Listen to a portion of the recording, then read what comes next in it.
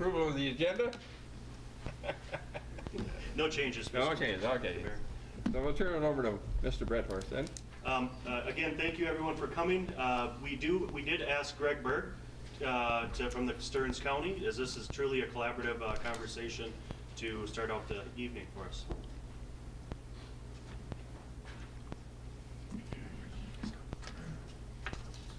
Okay, thanks, Mike. He just asked me to give a few introductions. I'm Greg Berg with the Stearns County Soil and Water Conservation District. We've been involved with the project since about 2015 when some of the discussion started with the Melrose Lake Association and different ideas here. And so we have been partnering with the city, the watershed district, the DNR on trying to come up with some ideas on what could be done here. And Mike just asked me to do some introductions. So maybe if you can just stand up so everybody knows who you are. I'm going to point out a few of the key people that are going to talk tonight that Mike wanted me to point out. And I'm not trying to single you out or give you a red face or anything like that, but just so everybody knows who's in the room. So Luther, if you could maybe stand up. This is Luther Odlin. He's from the River Ecology Unit in Fergus Falls. Eric Altena, Fish Geek, is that what you call yourself? And yeah, and Little Falls, Area Fisheries Manager. Ian Chisholm from the River Ecology Unit, Ecological Services in St. Paul. Nikki Blake Bradley, she's our area hydrologist from DNR in Sauk Rapids that covers Stearns County in this area. Scott Henderson, he's the Sauk River Watershed District Administrator. Amanda Hillman, she's been involved from some of the correspondence throughout from stream priority list and things like that I've worked with. She's out of Fergus Falls as well. Amy Childers, she's right next to Amanda, and she's from Fergus with that same unit. And then Neil Hagerud, right? Okay, I didn't butcher it too bad. And he's assisted with the project. If you were here earlier, we worked together on the one dam removal down in St. Cloud near Whitney Park. So we have some experience with some of this type of thing, and I just wanted to give an introduction that way. And I'll turn it over to Mike Nielsen from WSB, the city engineer, and he's going to talk about the bridge status that kind of got some of the discussions going with this originally. Thank you. I think I've been involved with this project, I think since about 2012, maybe a little bit earlier. It's been so long, I really don't remember. But originally our involvement was really directed by the county. The bridge itself is it's functionally obsolete, which means that it... Can't hear me? Just speak directly into the mic. Okay. Sorry. Again, the bridge is functionally obsolete. It's not structurally deficient. Functionally obsolete means that it's too narrow. The pedestrian accommodations are not adequate. And most of the deficiencies are traffic related. So originally the county was going to replace the bridge at its present location, but make it wider, add turn lanes, add sidewalk on both sides of the road to accommodate the pedestrians.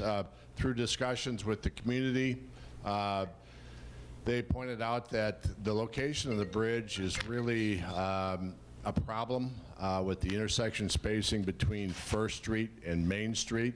It's very close together. There's not enough stacking room. The current bridge had some site obstructions that, again, made the left turn lane off of First Street difficult. So through that process, we worked with the county in moving the bridge north, approximately about 100 feet, I believe. That's increased the intersection spacing, and as a result of that, we needed to relocate the channel. Currently, as you're aware, the water comes over the dam, butts up against the bank, takes a hard right, and then heads back east. So by moving the bridge north, we would kind of straighten that channel alignment out. It would have cut into the park a little bit and then realign with the existing channel about 700 or 800 feet downstream. So through that process, we got in discussions with the DNR, and they suggested that we look at Rock Arch Rapids, and some other alternatives. So that's how we got to where we are today. Again, the bridge is not in imminent danger of falling down, but again, it is traffic-related issues that initially started this discussion. So with that, I'm going to turn it back to Mike, I guess, and the Melrose Lake Association.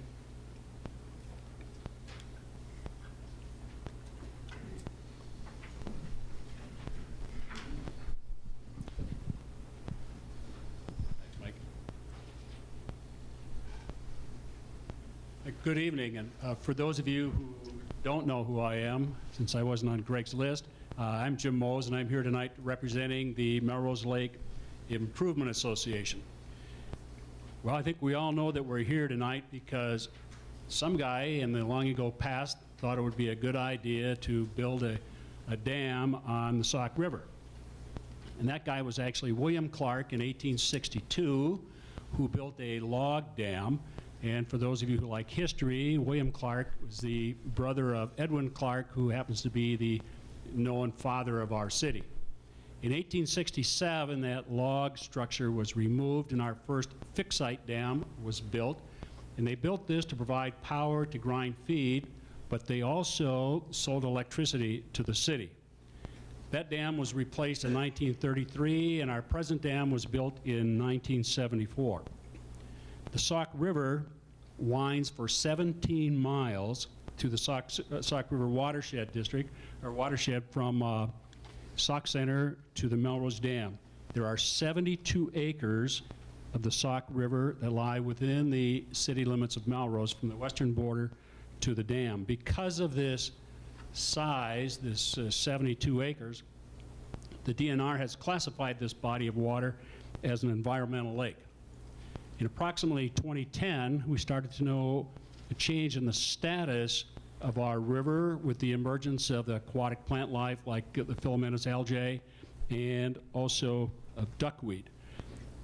George Traeger spoke with Dan Leas of the DNR about this, and they discussed some mitigation strategies. And one of the things that came out of their discussion is they thought it would be a good idea if Melrose would form a lake association. Therefore, in October of 2012, the Melrose Lake Improvement Association was officially established. And we then decided to refer to this body of water, this environmental lake, very aptly as Melrose Lake. Our mission was very simple. It states that we will work to restore, preserve, and protect our natural treasure. In 2013, the Lake Association and the City of Melrose collaborated for their first time when we contracted with CURA, who's the Center for Urban and Rural Affairs out of the University of Minnesota, to do some studies on our lake. Ruby Irving, who was then a St. Cloud State University graduate student, spent most of the summer of 2013 here conducting some research on the lake.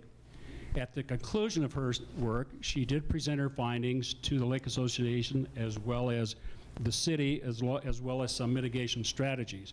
One of the primary things that she found is that there's a very high concentration of phosphorus in our lake. This is quite understandable when you think that this would come from runoffs.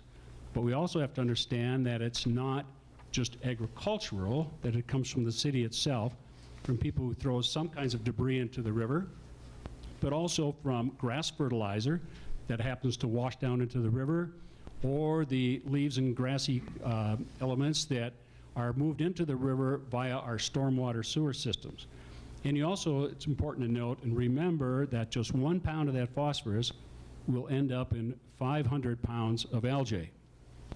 As part of this same endeavor, Paul Hughes, who's a lifelong Melrose resident and is also a certified residential appraiser, was asked his professional opinion regarding the negative economic impact on land valuations considering the state of Melrose Lake. He offered this opinion, and I quote, "Due to the current conditions of Melrose Lake, the aesthetic beauty and recreational uses are greatly compromised. The amount of property devaluation is difficult to determine, but it is my opinion that the current state of Melrose Lake devalues the current land values by 15 to 25%, end of quote. This opinion was given credence in an article in July of 2016 in a Minnesota Lakes Advocates newsletter, in which they said, and again I'll quote, "If only 1/3 of Minnesota lakes had a decline in water quality, there would be a $100 billion drop in property values in Minnesota," end of quote. Well, in 2015, the Lake Association and the City of Melrose again collaborated on a project when we contracted with WSB engineering firm to conduct a feasibility study regarding the possibility of dredging Melrose Lake. As part of this, WSB did a bathymetric study as well as some sediment sampling. They arrived at the following conclusions. Number one, the hard bottom is consistent at 10 to 11 feet. Two, Melrose Lake has a total of 560,000 cubic yards of muck, 310,000 in the East Basin, 250,000 in the West Basin. The average muck in the East Basin is 5 feet with approximately 5 feet of water. This was compared then to a survey done by the DNR 25 years prior to that, which showed that we had 5.5 to 6.5 feet of water. Now, that means that we've lost between 6 inches and 18 inches of water depth in 25 years. I like to play with numbers, work with formulas, statistics, et cetera, but always mindful of the fact that a statistician is someone who drowns walking across a river that averages only 4 feet deep. But if we think about this for a second, that if we've lost, say, 12 inches in 25 years, and if you use a very simple algebraic formula, it would mean that it would take 125 years to lose the last 5 feet. If nothing else, I find that very interesting. Sediment sampling was also done, and they did find some mercury and arsenic, but the levels of both were within the acceptable range of products commercially available to spread on an agricultural fields. When we started talking about dredging with the WSB engineers, they suggested that if we did dredge, that we would do it hydraulically rather than mechanically. And for those of you who don't know the difference, hydraulically means basically you put a big pipe in there and you suck it out like a big vacuum cleaner and transport it to someplace and put it into a spoil site. Versus mechanical, where you have to kind of move the river over, let it dry sufficiently to at least get some sort of equipment there, and then scoop it out and haul it away. The hydraulics, much less expensive. WSB's research also showed that if all 5 feet of muck was removed from the East Basin, it would cost about $6 million. But let's remember something, about half of that amount of money goes for conveyance of the dredged material, also to rent a 93-acre spoil site and build a clay berm around it to hold it. Plus there'd also be some contingencies as well as other fees like engineering and permits, etc. They calculated that this dredging would have a projected life of 70 years before it refilled to where it is at the present state. It won't fill in rapidly. This number was calculated by using the flow rate of the Sauk River and the average of 2 different watershed loading formulas. And from that, they determined that the annual watershed loading is 9,664 cubic yards, for another number. Now, if we just dredge the East Basin of just 3 feet, that cost would go down to $3.5 million, and the projected life of that would be 42 years before it refilled to its present state. If you look at the West Basin, and if we just dredged 2 feet out of that, it would cost about $3.7 million, and the projected life there would be 26 years before it refilled to where it is right now. If the entire 5 feet of muck, or 560,000 cubic yards, was dredged, the cost would be about $9.5 million. Now, it'd be very right for everybody to ask, how in the world would you ever pay for that? Well, in 2015, when we were looking at this project, we were made aware of a number of grant options that would be available to us. And the other thing is, at that time, we were told that Lassard Sams, a funding organization, would potentially fund up to 75% of that project. George Traeger, our president, recently did some other research and found that there's the potential to just pump this stuff out of the river, put it right into a truck, haul it straight out, and spread it someplace without having to spend the money to convey it, build the site, rent the site, etc. And in December of 2015, still looking at what the Lake Association did in 2015, our board, as well as representatives of the city, met with the manager of the Sauk River Watershed District and members of his staff. There was also Joe Stuig, a DNR fisheries rep who was there, as well as Nicole Blake Bradley, DNR hydrologist. Greg Berg was there. Representative Paul Anderson was there, as well as Commissioner Steve Notch. There was a lot of discussion that occurred that day, and one of the things that did come up was the rock art systems. Now, the city reps, as well as the Lake Association, asked the question, if this was implemented, would it affect the depth or the width of the reservoir? Because if it did, that would be a deal breaker. And we were told to both questions, the answer was no.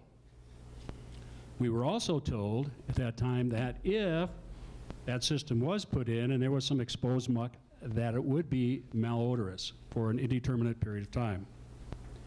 The last thing we did in 2015 is that the Lake Association and the city worked with the DNR to get a fishing pier, which was totally refurbished and then permanently installed right across here in the northeast part of the lake.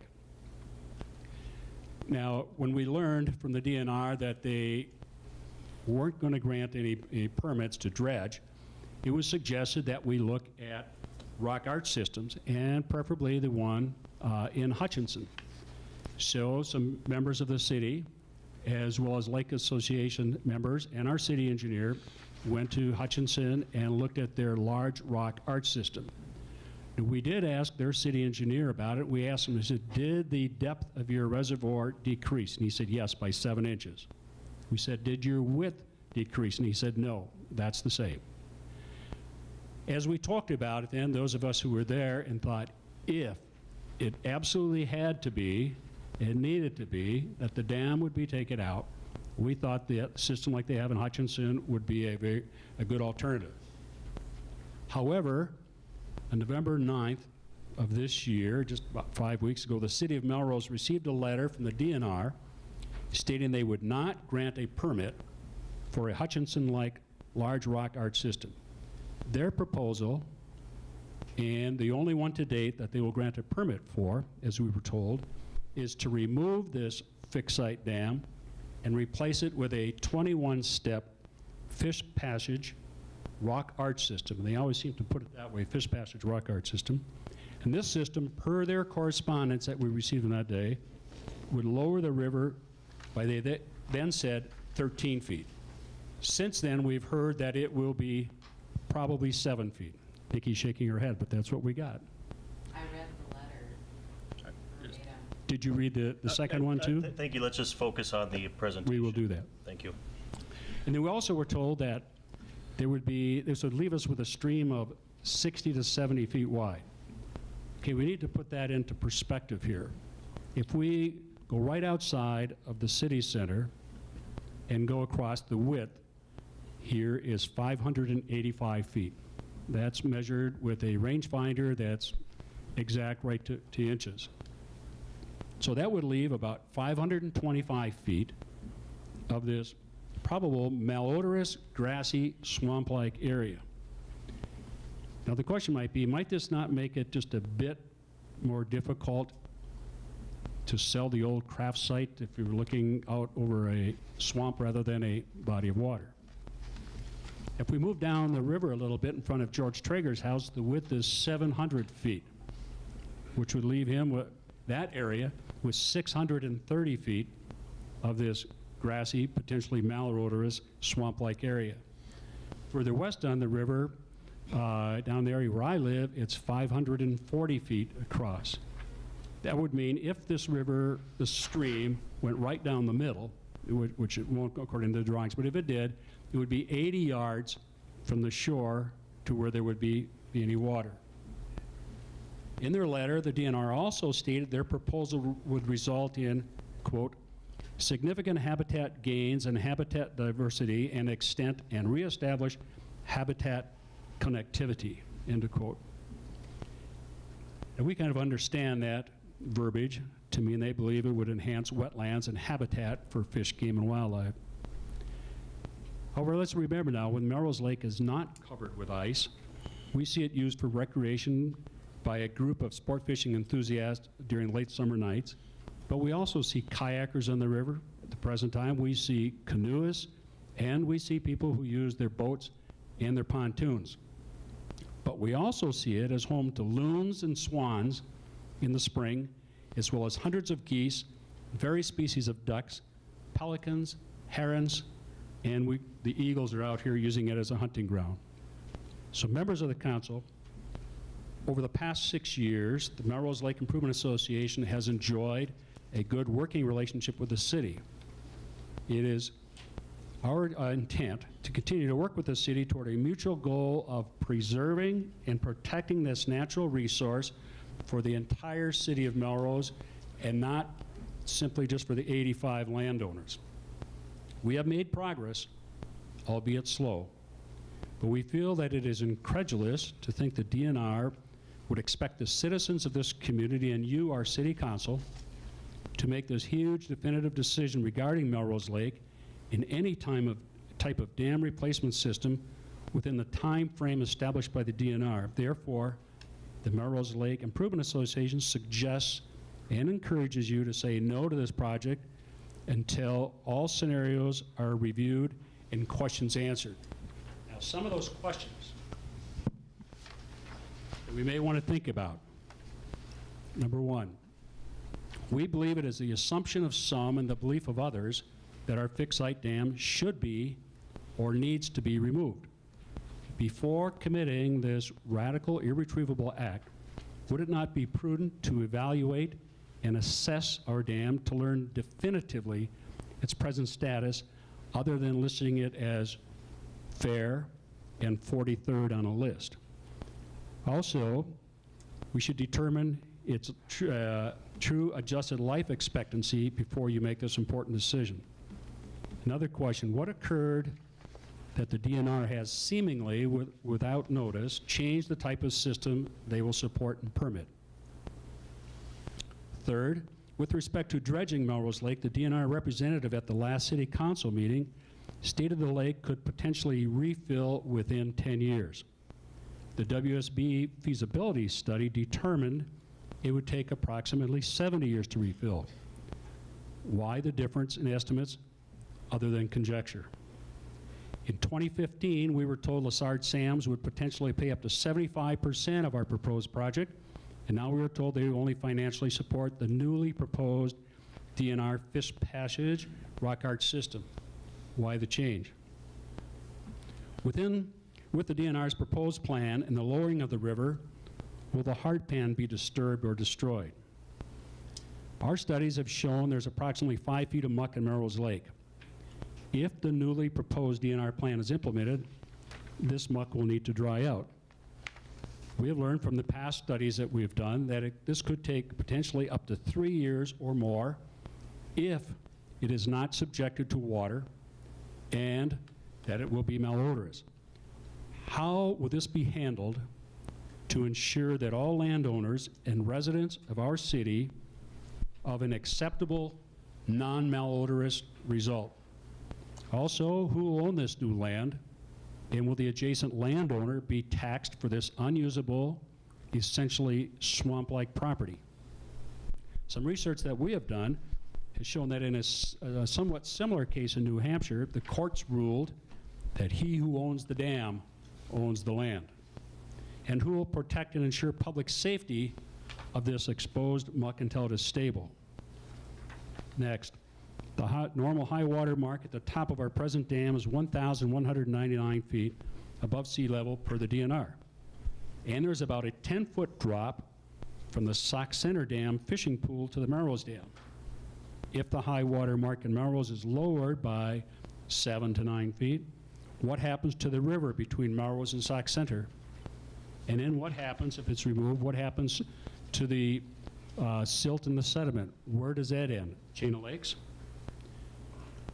At the recent city council meeting, the DNR representative mentioned there would not be a tax change if their proposal was implemented. You heard the opinion of the certified residential appraiser regarding the decrease in land values on Melrose Lake of 15 to 25%.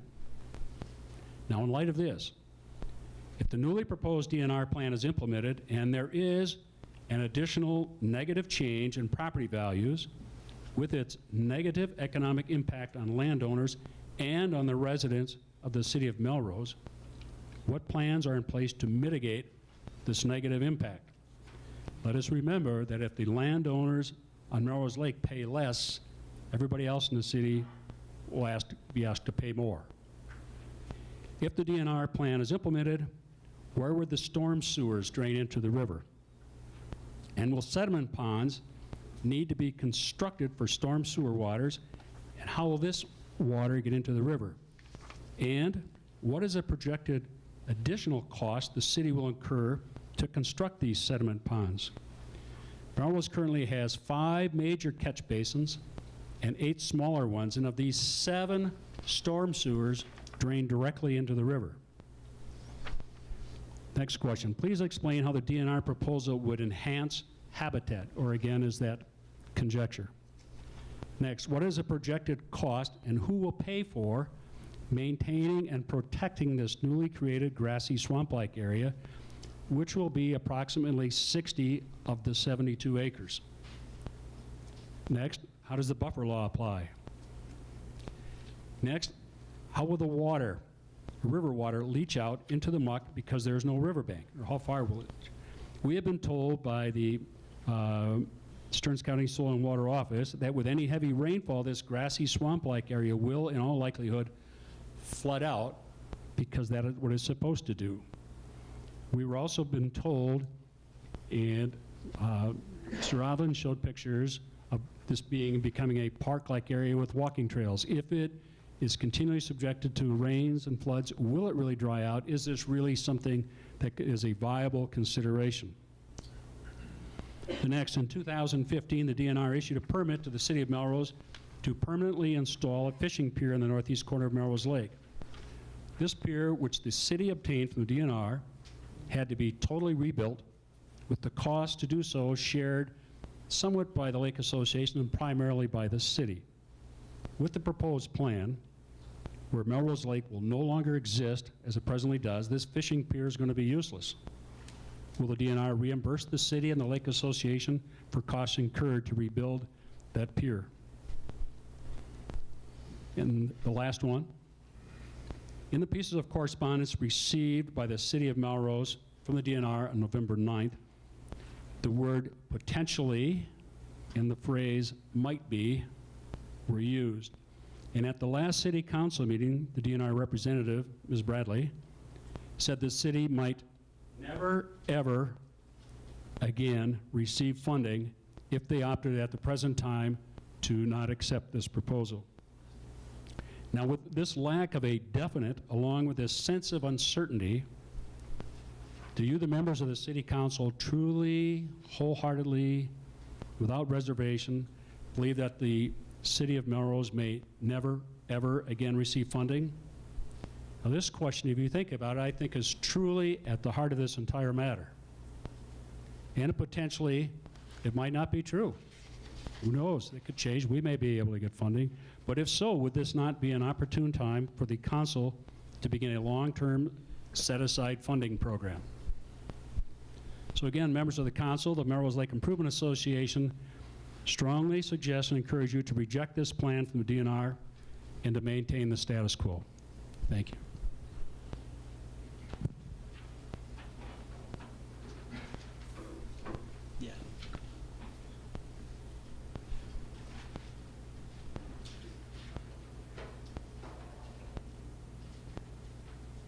Thank you, Jim. Thank you, Jim, and I apologize for not introducing you. Next on the agenda, we have project development and permitting, and Nikki Blake Bradley, the area hydrologist from DNR, is going to talk about that. So I'll turn it over to her.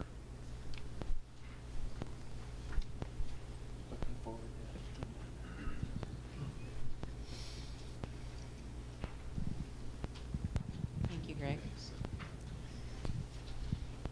Mike Nielsen really covered how we got to the project development for where we're at today. So I figured I would talk about the permitting. Any change to the coarse current or cross-section of a public water, whether it's a river or a basin, requires a permit. And so permitting is necessary for pretty much anything that is requested for Melrose Lake or for the Sauk River. So when I believe I was misquoted as saying that no permit would be issued for dredging the lake, it's really a question of what steps you have to go through in order to get a permit. There's a significant number of steps that need to be taken before a permit for dredging would occur. That's not the same as saying no permit would be would be issued. The same thing goes for a rock arch rapids, whether it's at a full pool elevation or whether it's at a partial pool elevation. Permits are necessary, there's a process, we move through it together. So there are multiple permits that are being issued and being discussed with regard to this project. The realignment of the river has not been requested yet by the city, so that permit hasn't even begun. But the permit for replacing the bridge was issued several years ago. So for that permit, there'll need to be an amendment made based on what the design of the bridge is for this project going forward. And that's where questions come in with regard to what the city council is going to make their decision on.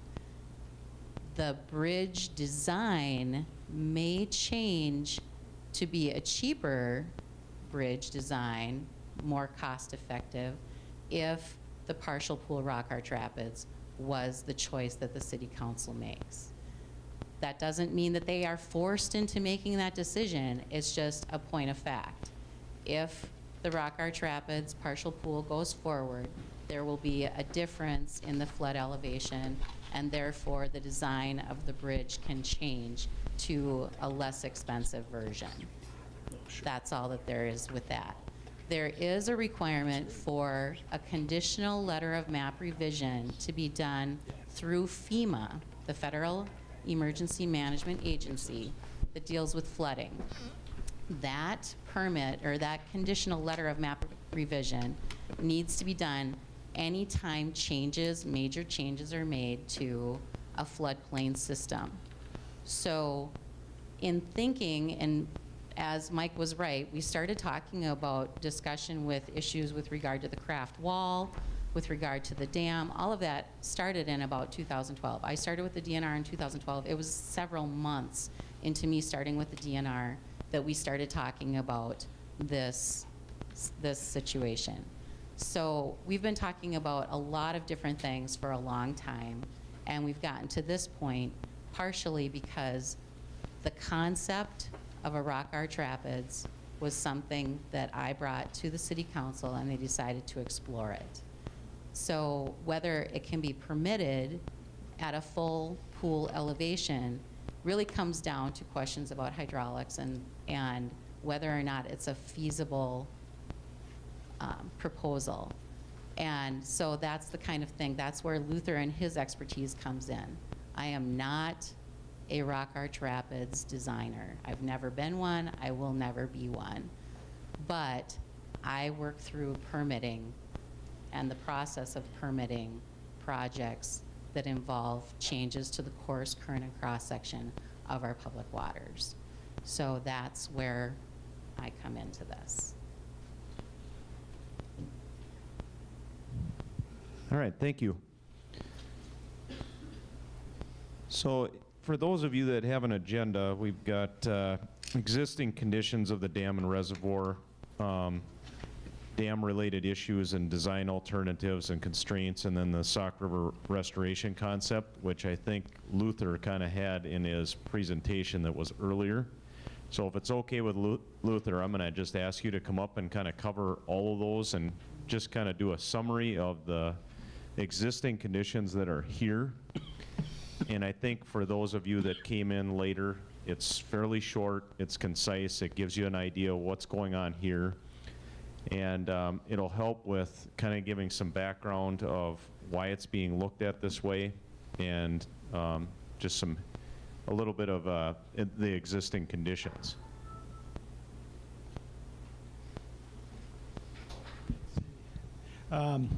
Just so I make sure I start where you wanted me to start here.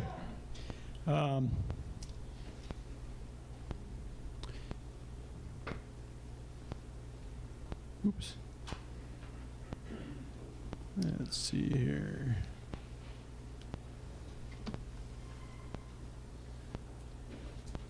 Was this what you're thinking? Yeah. So, you know, I got pulled into this mostly kind of at the tail end of the concept, things like weir alignment and stuff. But what I showed you earlier, for those of you that were here, there are constraints on what we build, and those are developed through data collection. We don't know going in, especially for a site like this, what necessarily will work. The big issues with Melrose Dam is its height. At 14 foot high, it would be the highest project of rock art rapids implementation that's been done. So that's where it kind of raises some red flags. I showed an example of a 13 foot high project, which is shorter than this, that floods out almost annually. So a different issue for shear stress and ice impacts and that kind of thing. Were you kind of wanting that matrix of issues? Well, I think you can go through all of them. Okay. For the Melrose part of it. I think Yeah, okay. So one of the issues also is for this site is slope. It's a steep slope river. It would have been natural rapids. We talk about hard pans in the reservoir. That may be rock. I showed the sandstone dam in earlier, and that method was used. Unfortunately, it was a gross underestimate of the depth of sediment, because they hit hard materials that weren't actually the river bottom, actually resulted in much larger generations of sediment. So, but it is logical that that bottom would have coarse materials under the sediments, but that would be commensurate with this slope. So this slope is about 30 plus times steeper than the Red River to the north, where I showed the 13 foot high rapids. And that's concerning because when this floods, the tailwater is unlikely to flood out this dam. And that means you have to design for a 500-year flood, or whatever the design event that you're applying to the dam is. I showed, just to illustrate this, the downstream channel. You see rapids and riffles as you extend downstream. The river pattern that we see naturally in the Sauk River, where it hasn't been altered, is very sinuous. Yes, it's 60, 70 feet wide, something like that, but it covers a lot of ground. So if you were to apply a removal and restoration, that could meander back and forth from one valley wall to the other in that site. The other thing that's been applied, you see in the natural river, oxbow wetlands, basins can, and I showed for the Orinoco project where he proposed actually making off-channel ponds. That could be another possibility in the former reservoir, that you could actually have ponds in a floodplain, and And those would not fill with sediment because they would be cut off from the main flow of suspended and bed load that the stream carries. Let's see. So the natural river probably looked something like this with a series of rapids and pools. For some of the specifics, I was showing even if you did a partial rapids to bring the sediment, bring the river up to the sediment, that sediment level becomes floodplain. The point was raised about, well, would that be stinky sediment for years? We have not seen that. What we've seen is a quick vegetation establishing itself. In fact, for the Appleton project I showed you, we had 7-foot trees in 2 years growing in those sediments. So it does consolidate more quickly. What kind of vegetation, what kind of that overbank area, what it looks like, kind of depends on who owns it and manages it and what's done with it. Let's see, trying to think of some of the issues that were raised. The height, there is a concept that's been provided, and I think there's going to be more light shed on that later for both the removal and rock art rapids. What I want to point out on this again is the concept that was shown was very straight. If you were to do a removal, the ones I showed examples of were very sinuous, meaning they bring water. There's a lot more water there, even though there's ground adjacent to it too. This is shown, to make it more user-friendly, having something that's a low bank and easy access to the river. So, in terms of this matrix, and I think it was suggesting a rock arch rapids as a viable concept going in is one way of doing this. But as Nikki mentioned, I've built a lot of these things all over the country, and I built some very big ones, and this would be the biggest one out there, raising the issues of ice impacts and other issues. It would also, one of the issues in terms of reservoir habitat, I wanted to comment on. When reservoirs fill with sediment, the rate is not constant. In other words, as a reservoir fills with sediment, gets more and more full, more of that suspended load is carried out. So it shouldn't be perceived that we can calculate a continuous rate of sedimentation. And rates have changed, as I showed, and accelerated because of more intensive land use. But as the reservoir fills, there's less water to carry the sediment, the velocities get higher, so more of that suspended load is carried out. So if we were to dredge it out, the rate is likely to be initially higher because there's more cross-sectional area, meaning lower velocities, more tendency for those suspended sediments to settle out. Does that make sense? In terms of, let's see, both are means of providing fish passage. They would address some of the safety issues. The stability issue is, oh yeah. So I showed the Orinoco project. It's kind of a good example of a partial rapids. That one is about 6.5 foot of drop.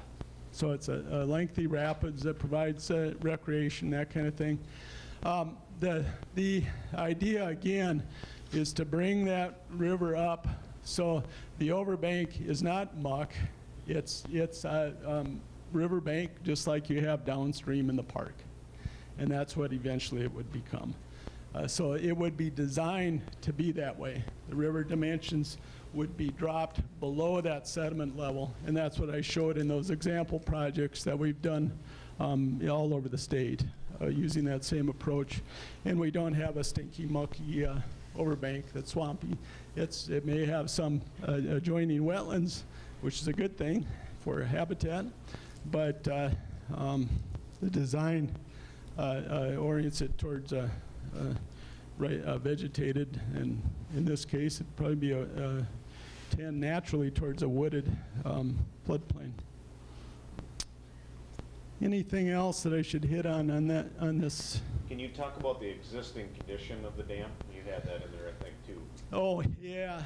And Jason Boyle couldn't be here tonight. He is our dam safety engineer, and he is the one that would handle issues of safety. He provided some of the issues. This is when I showed Orinoco in the 2014 flood that failed it. They also had gates. The flood came quickly. It was a huge rain, which these catastrophic floods are often generated by. The dam tender could not get out there in time. He did his best and was unable to get the gates open as fast as he might have otherwise. Whether that contributed to the failure or not, we don't know. We think it may have failed anyhow. But that was an important issue with this one. It's designed to pass a 100-year flood with open gates. And but if the gates are not open in time, which often doesn't happen when you get a catastrophic flood, people might not even be able to get to the site. Then the embankment would overtop, and that's when a lot of these dams fail, is with embankments that overtop and erode through. And I showed you a number of examples of embankment failures.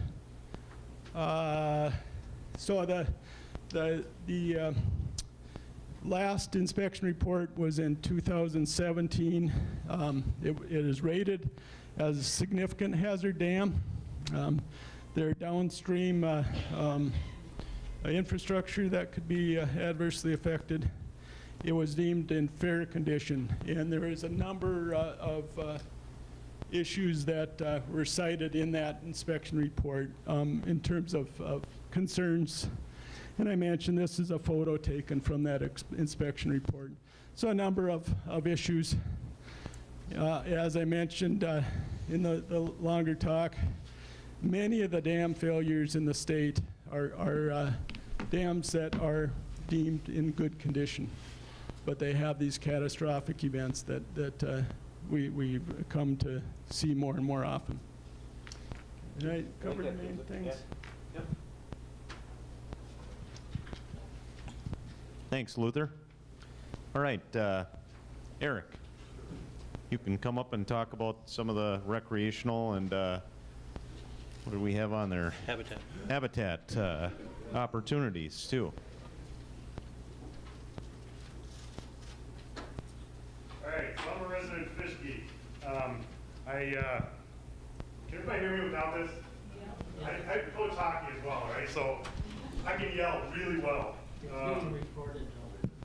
Do you need it? Yeah, just keep the microphone by you, and it'll pick it up. Just by me, okay. All right, so I am a fish geek, and I was asked to talk a little bit about the concepts of what it does for fish and the habitat. So that's kind of where I'm going here. So this is obviously your dam here on the Sauk River. Our general effects is that virtually all fish in rivers and streams need to migrate. All right, that's part of their genetics, it's part of their makeup. It's part of the fact of why in river systems we don't have to do any stocking, period, all right? In almost every river system throughout the country, we rarely have to do stocking. That's because we have natural reproduction from our native species like walleye, smallmouth bass, in this case channel catfish, all the sucker species that provide the forage, yellow perch, you name it, okay? So not only do they need that migration, but they also have to do that just not in the spring to spawn, but also all year long. We have young of the year that gets transported upstream and downstream, all right? Dams kind of get in the way of that, and that was something that Luther touched on very, very well in his longer talk as well.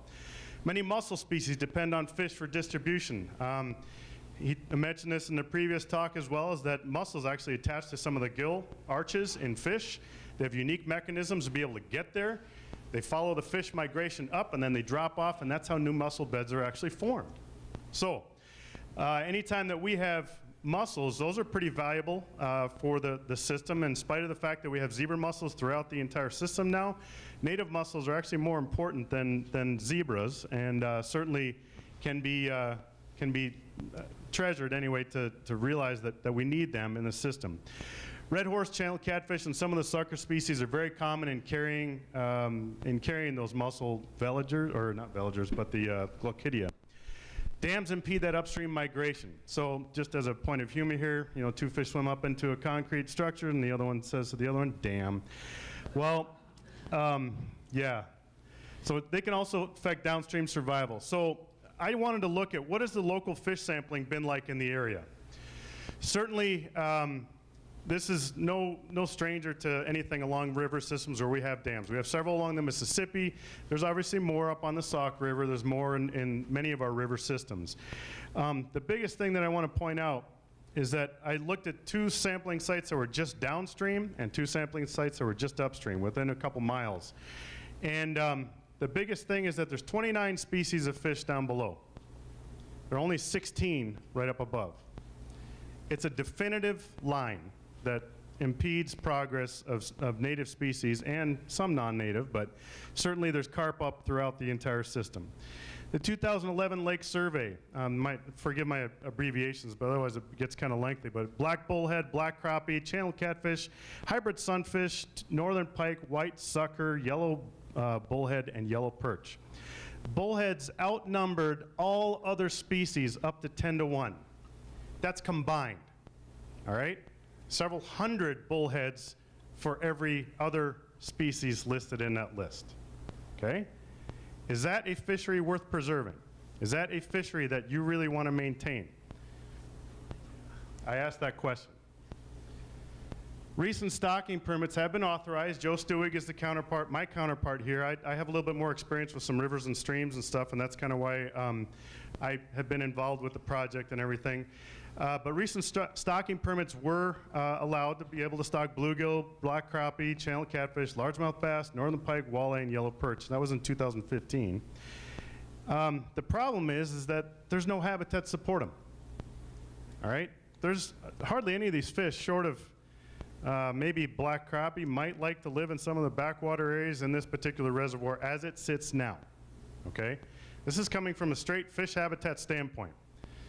Me as a fish geek, I've got actually almost 30 years experience in the field and lived in several different places in the country. And it's a similar concept when we see these reservoirs that have filled with sediment. They really lack in overall habitat, a lot of other things going on. So the species list on the right here is pretty much what is represented in the downstream of Melrose and then upstream of Melrose in the sampling. And this is actually done by a sister agency or a partner agency, that's the PCA. They're scheduled to do some additional sampling. They were scheduled in 2018. However, the river flows were too high, so they couldn't get those done. So they will be doing those next year. So in the reservoir versus a stream habitat, I'm just looking at it from a functional standpoint here. Sediment collection minimizes nearshore habitat, decreases oxygen, increases temperatures. That's something that we often don't think about. But in those backwater habitats where it's not necessarily connected to the river, we increase temperatures. It favors carp and bullheads, and that's evidenced in the lake survey. And decreases species richness. It also favors excessive aquatic vegetation, curly leaf pondweed, that's what CLP stands for, Canada waterweed, coontail, and it also favors algal growth.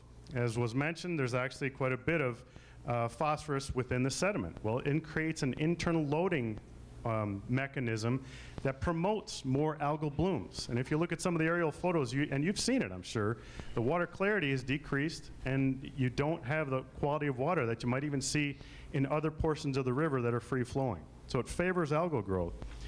On the other hand, a stream channel, and this is kind of a cross-section looking at it longitudinally, we actually gain habitat and surface area when you have a natural river channel. And if you imagine, I know that one of the instructors talks about a river channel being a lot like a person slalom skiing. Every turn, it creates scour. It comes up, it creates a riffle area, glide area, whatever, goes back down into another hole, and that creates more scour. So there's these natural patterns of gaining habitat and diversity in there, along with the substrate sizes that are found in most river systems, especially in this one here with the higher slope. So sediments transported, habitat surface area is actually increased over this existing condition of the reservoir now, right? Stability is increased. It's able to handle floods. With the type of construction, and this would be mimicked, basically, we're trying to mimic what nature's already doing. In the downstream sections that are not impacted greatly by humans, the floodplain acts as a dissipator of energy. That's exactly what it's supposed to do. When the flows come up, it goes out into the floodplain, and now all of a sudden your energy gets reduced. And that's the entire purpose of having a valuable floodplain. In a reservoir, you really don't have that. We don't have storage capacity here. There's nothing here for storage. That's not gonna, you're not, by having this reservoir here, there's very little impact to whatever would happen downstream. So by having it not here, it's not gonna make a difference either. It's basically passing everything that comes into it, as it is right now. Stability is increased with a natural channel because we have vegetation, and if anybody looks around, you can see that there's areas with rocks, but there's also a lot of vegetation. We have trees, we have grasses, we have shrubs, we have forbs. All that leads to a diverse community that provides habitat. Habitat complexity is increased, as I mentioned. This could also be looked at as the riparian area as well. Around the reservoir, you have a little bit, but certainly that could be increased if we provided some form of a natural channel through it. Minimal aquatic vegetation. Basically what we're talking about is that rather than having coontail, curly leaf pondweed, Canada waterweed, you might have some vallisneria growing in the channel. You might have some river pondweed growing in a channel, but it's not going to be the thick stuff that you typically see in the reservoir. So this favors some game species like walleye, channel catfish, and smallmouth bass. They're found down below, but they sure aren't found as much up above, okay? We have smallmouth bass that are present up in Lake Wasakus. We have smallmouth bass in select areas as you go downstream, but they kind of didn't pick up again until they're in Sauk Reservoir now, okay? Sauk Lake. So, and that's only been a recent phenomenon. Prior to that, we didn't have any smallmouth bass above Melrose Dam, period, okay? So it is interesting to see that, and that we would have migration of these species, and you'd probably be able to have some pretty incredible fishing at these select riffle sites that create these holes. So my argument would be is that, as a fish geek, all right, is that fishing would actually become better with a riverine system throughout the former reservoir system here. So increased species richness. And then Luther did a very good example and pointed out, you know, some sites that what the meander pattern might look like, and I did almost the exact same thing. I looked downstream for a site that didn't look as impacted, although I did notice one of Greg's project sites in there, I think, right? This is just downstream a couple miles, but nonetheless, you see that there's a little bit more of a meander pattern that's been shown than has been shown on the images that were provided for the potential channel. And that can lead to a lot of different things. I mean, whether it's you know, off-channel ponds or whatever. So kind of when you get right down to the recreational potential for use, yes, right now there is use for some boating, right? Boating, I put in quotes because it's not like you're going to go water skiing out there, okay? With it less than 5 feet deep, I'd be worried about hitting something or whatever in my boat. It's very limited use for swimming right now. Maybe for dogs it'd be okay. Minimal use for fishing, and I would argue that when you have a 10-to-1 ratio of bullheads versus game fish and other species, that's probably the case, unless you really like to catch bullheads. I don't know. Anybody here like to catch a bunch of bullheads? All right, just asking. Some use for waterfowl, yes, that's true. But also waterfowl like to use river systems. If you just go downstream anywhere in any one of the river systems, spring and fall, I've done telemetry projects throughout the winter, and there's millions of birds that use straight river systems. They don't need a pool. They like rivers just fine. The Sauk River is a designated canoe route. We have about 125 miles of river. Of that, pretty much 90 some odd are designated canoe route, all right? We do have an increase in kayak use in recent years. I don't know if anybody's noticed, but there's a lot of vehicles that go down the road, and they've got kayaks strapped to the back or in a trailer or in the back of their pickups. That's become a very common phenomenon. I've even had several kayak tournaments in our area in Little Falls where people have had up to 100 some odd kayaks fishing in a tournament. That type of recreation is certainly a possibility here, among other things. So increased fishing opportunity. You know, maybe we could create some angling spots along the channel, and Luther alluded to this in some of the projects that he's been very active in, and creating some points where people can get to the river, have communication or, I guess, connection with that resource.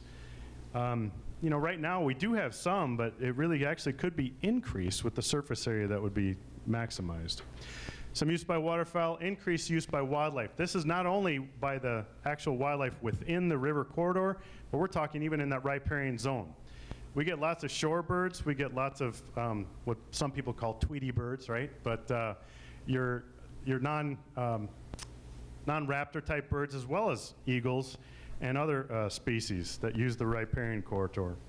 And then I just bring up a concept, you know, maybe you could do a park. Now this is from a different project that we kind of went through a design phase, and the city of Little Falls looked at trying to do something. And they were treasuring the opportunity to have a stream channel that bypassed the dam. And they said, you know what, we want to develop this park. We want it to be something that would be a benefit or an asset to the community. Why don't we work a park right around it? That's an option. I'm not saying that's something that Melrose wants to look at, but it's certainly something that could be looked at as an option, all right? So I bring up a historical image here from Francis Nicolette. He did some drawings, and they did some exploration as they went their way up the Mississippi River, and they described some of the rapids and stuff. And I use this to kind of show some of the passages that used to exist prior to us putting dams in place. And it indicated a free-flowing system. The Sauk here is actually known as Osakis River, okay? And it doesn't show any lakes up until they get to Osakis. Now that could be the horseshoe chain over here somewhere, right? But it is kind of interesting seeing that interpretation of what they viewed the system as, all right? The first explorers that came up. And I just point out a quote here: Melrose outdoor beauty combined with the beautiful natural resources contribute to a fulfilling, sensibly paced lifestyle. And that's right from the City of Melrose website. So I would argue that bountiful natural resources would probably be increased if you had a river channel running through that was restored with a decent quality riparian area. So I'll just leave it at that. All right, thank you. The question of buffers has come up, and it's come up a lot lately, not even in this context, but all over the state. And so Scott Henderson from the Sauk River Watershed District, he's the administrator, is going to talk about that a little bit. And my take is pretty simple. You need a 50-foot now along the river, which 50-foot of just riparian perennial vegetation. You need that now along the lake.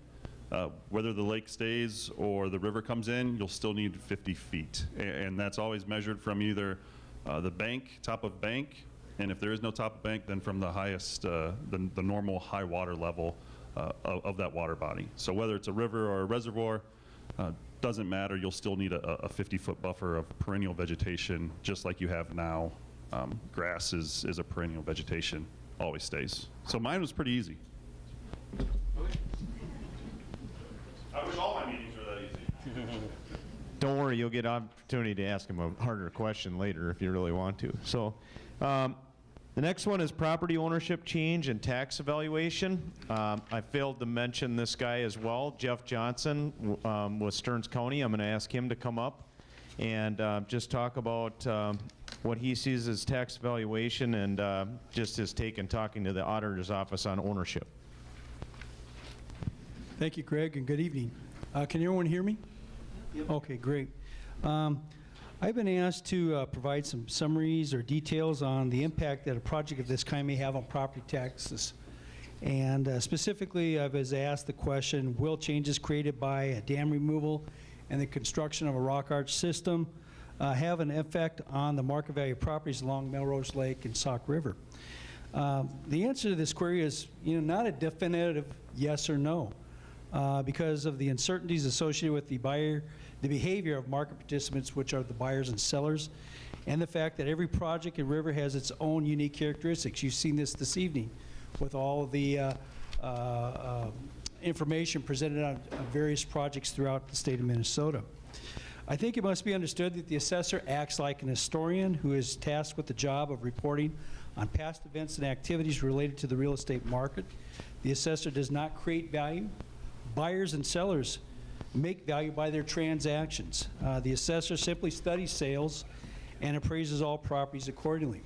I've had some experience in the past few years working with some new changes in the landscape here in Stearns County, such as gravel pits, solar gardens, wind farms, shooting preserves, and now we're talking about the transformation of possibly this lake and river. The point is that in many of those cases, the answer was it depends, and it depends upon the interaction between buyers and sellers and the facts of the particular project and the proximity of properties to these particular areas. So with that in mind, I think it's important to realize that there's always a risk that potential buyers will look to other neighborhoods and property values may be negatively impacted by a project like this one under consideration. But in my time in reviewing sales here in Stearns County, there are no sales data available to quantify any loss in value. So what I did is to expand my understanding of the impact of projects of this kind and contacted several assessors throughout Minnesota. I contacted the Swift County assessor and asked them about the project involving the Appleton Mill Dam. I spoke to the Mille Lacs County assessor regarding the Anabia Dam on the South Fork Crow River. I even talked to the Otter Tail County assessor about the Pelican Rapids Dam on the Pelican River and the Orinoco Dam on the Zumbro River in Olmsted County. And the responses and the findings reported by those assessors indicated that no neighborhoods or properties along these rivers and nearby lakes showed signs of value decreases. In some cases, they reported that the prices paid for property had even increased over time. The reason for these circumstances may be attributable to the following. One, many properties along the river were basically unimproved or located in rural agriculture areas, and some of these areas were even commercial and industrial properties. Two, only a few sales were available and deemed useful in analyzing trends over this time. Three, some changes in the appearance and utility of property caused by the dam removal and other modifications were neutralized by safety, dam and bank stabilization, recreation, and also improved aquatic habitat.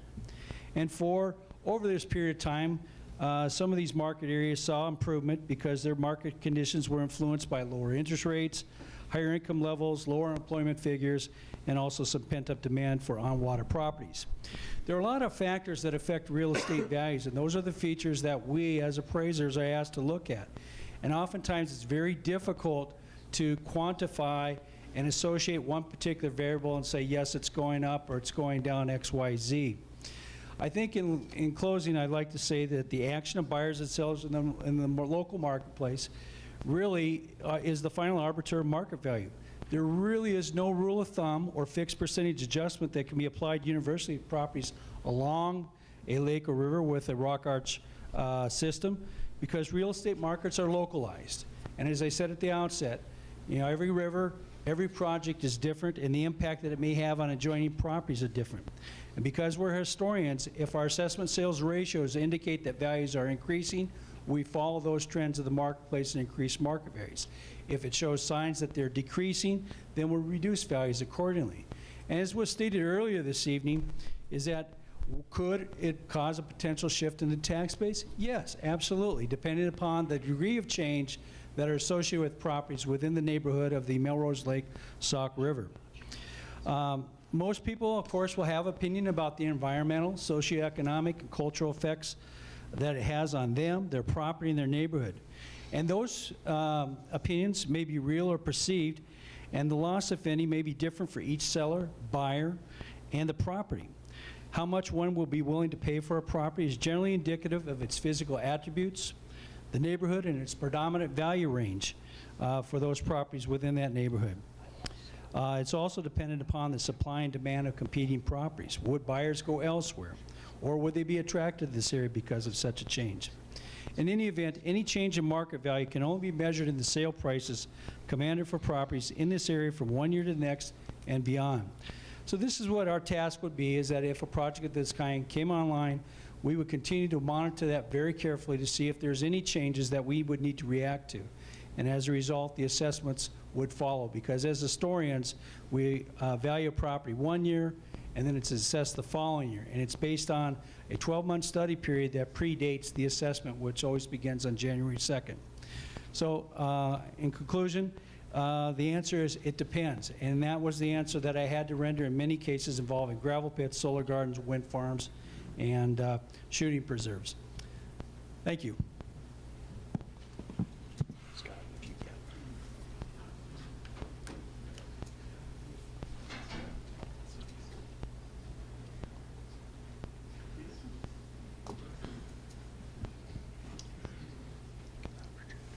I'm not on the agenda either, or identified. I'm Scott Demick. I'm the city attorney. There was a question about ownership. If the pool goes away, we go down to a river, who owns the land that's currently underwater? The general rule in Minnesota is you got riparian land, the adjoining owner owns to the low water mark. Have to figure out where that is. So generally speaking, joining landowner, your land is going to get extended. It'll follow the water.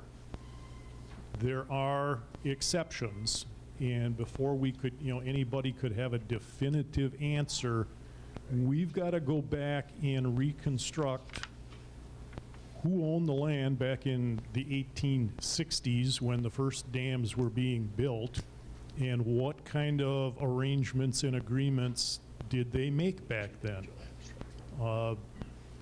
Sometimes the adjoining owner doesn't pick up the riparian rights depending on those old agreements that none of us were around when they were made. And so we'll have to go back and do a research and figure out what did prior landowners do 150 years ago when this was first getting set up, and then what does that mean for the people today. But all things being equal, generally speaking, the landowners will pick up additional footage, down to where the river goes. So. Okay, thank you. All right, well, Mike's hooking up his computer. We're going to move on to the funding, because everybody likes to talk about cost and money and that sort of thing. And the city, as well as the Soil and Water Conservation District, with our partners, have worked very hard on getting as much funding as we can for a project of this type.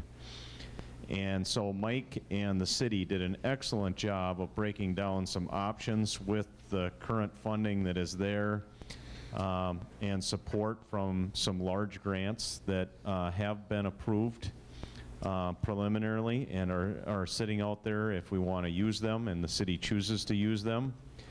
You've heard a Lessard Sams thrown out there. That's the Lessard Sams Outdoor Heritage Council. That's some funding that comes out of the Clean Water Fund that was developed in 2008. And then there's the LCCMR, which is the Legislative Commission on Minnesota Resources, and there's some money there too. And I'll let Mike go through that, but then in total is about $3.5 million that has been allocated tentatively.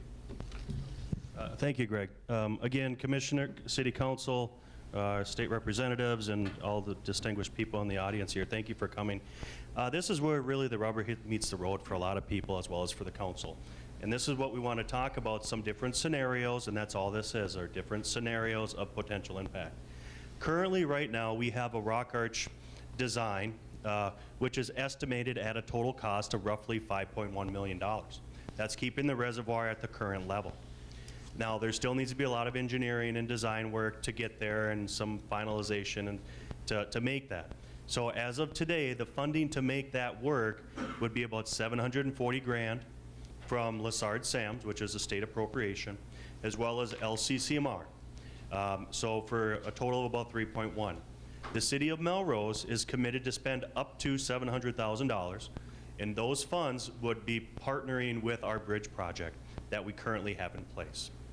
Now, with that, we have a shortfall of roughly $930,000 to do the Rock Arch Rapids as it is currently today, without the additional appropriations from some other source.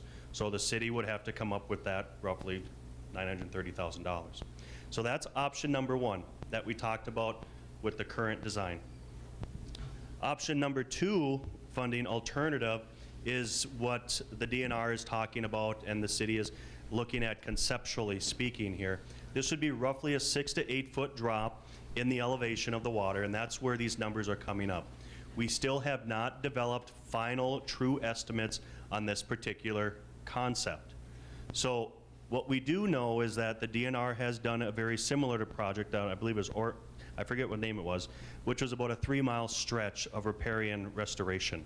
And that was conducted for less than the total dollar amount that we have currently allocated for this particular project, which is roughly approximately 2 miles with all the meanders when you start guesstimating what those meanders are.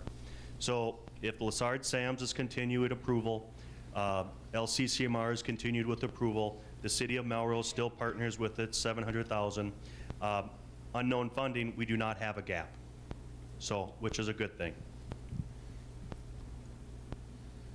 Dredging option, or do nothing option. This was an option that we've talked about before.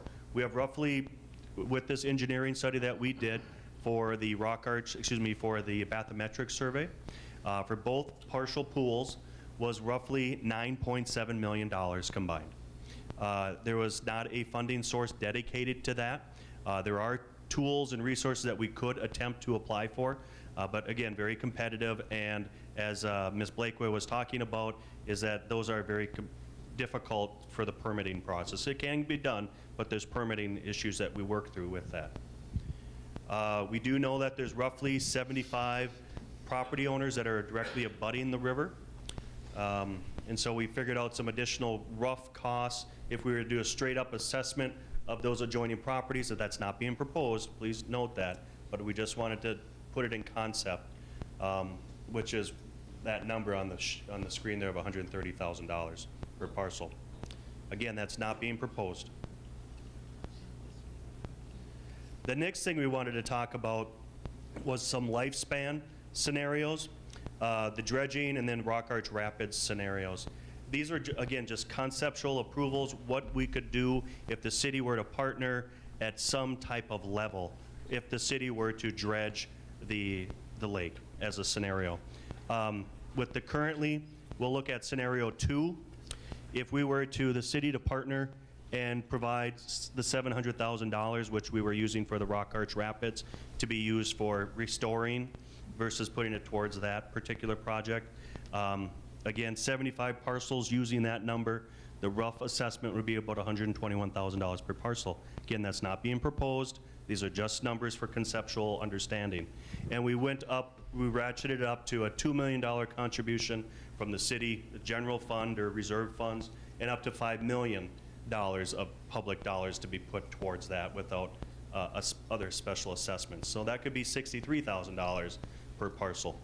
Again, these are just concepts that we discussed. The other thing as we look on forward here, Rock Arch Rapids, the same type of scenario with those numbers of using the $4.1 million contribution with no partnership with the residents. That kind of shows you what those potential numbers would be.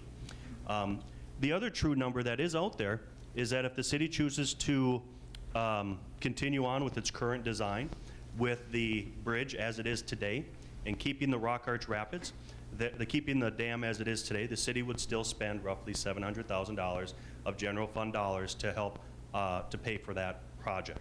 So, so that's where those funding sources are. Let's see here. Yeah, we just tried to come up with different scenarios so people can see where we're at. Some of the other questions have come up recently in regards to timelines, and this is something that we wanted to talk about in detail as well. We tentatively have been awarded monies from Lessard Sams and LCCMR. Those funding have to go through the state legislature. I did just receive notice here 2 days ago from LCCMR that it was formally forwarded on to the appropriate subcommittee for approval. So the $2.7 million, which is currently allocated to the city from that fund, has been tentatively approved to go before the state legislature. Now, the state legislature will then have to take action through committee process and through the full floor vote, as well as being signed by the governor, if they're going to approve these particular fundings. I spoke to our Senator Westrom as well as Representative Paul Anderson about this, about if we were to modify our request or ultimately withdraw our request for funding, we would have to do that no later than March 1st. And the reason they chose, or the reason Senator Westrom specifically said that date is because that's really when the rubber hits the road at the state legislature for getting things done in the committee hearings and process, is really March 1st. But the city council can take action at any time they want between now and our February council meeting, really. So if we decide to, other timetables, if we decide to table this action and then look at maybe a phased approach, phase 1 with some type of modification, that's still a potential, and we could work through that scenario for funding sources through the LCCMR or Lessard Sams potentially. We need to decide what we're going to do first before we can have those conversations with the state. But pending your questions in regards to timetables, that concludes our short report presentation, well, an hour and 20-minute presentation. What I would ask that we do now is we take a 5 minutes rest in place type while we set up for our formal roundtable discussion. And what I would like to do with that, as we talked about, is the council has agreed to allow our panelists to sit up at the council table there. I will ask the specific questions. If you do have other questions that you would like to have answered, just write them on that piece of paper over there, and I will be sure to answer them. I am going to limit the presentation. I'm looking at times, and I know how this works after being here for 3.5 hours, is I would like to leave the roundtable discussion to no more than 45 minutes. And then from there, I will then get your written questions, and I will send it out to the appropriate person to get those answers for you. So I do thank you for your time, and we'll maybe take a rest in place here and start at, well, let's just start right at 8 p.m. I think would be great.